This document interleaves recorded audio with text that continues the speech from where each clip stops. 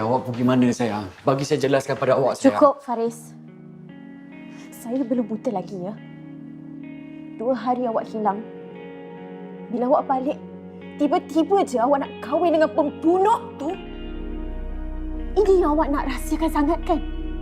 Saya ni macam orang gila cari awak, takut apa-apa jadi ke awak. Rupanya awak berdua dengan perempuan setan tu. Sabar sayang, semua ni salah faham. Salah faham apa?